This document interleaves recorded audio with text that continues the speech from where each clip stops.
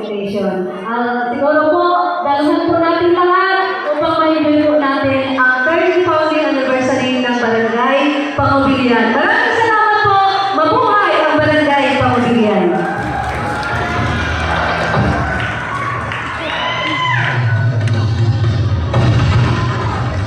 Thank you so much for bringing out Uncle Johnny F. Juanerio.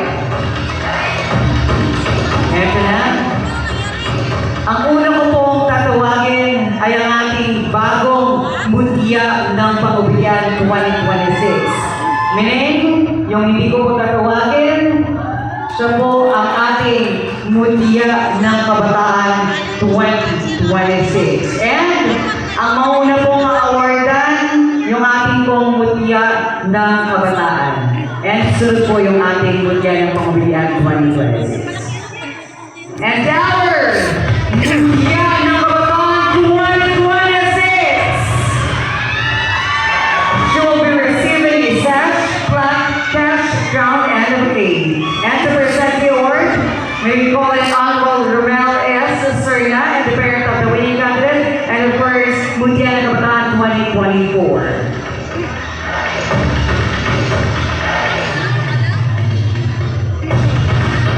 And to our Mutya ng Pangubilian 2026, she will also receive a sash, plaque, cash, crown, bouquet.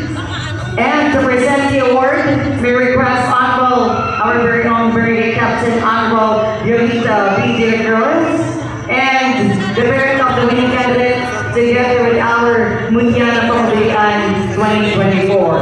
And our Mutya ng Pangubilian 2026 is candidate number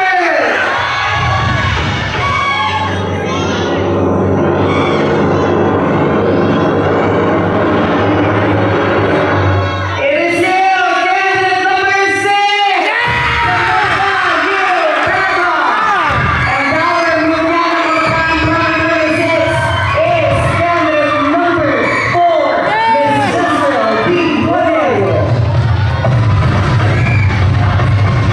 Once more, una po natin i-awardan ang ating pumutya ng kabataan.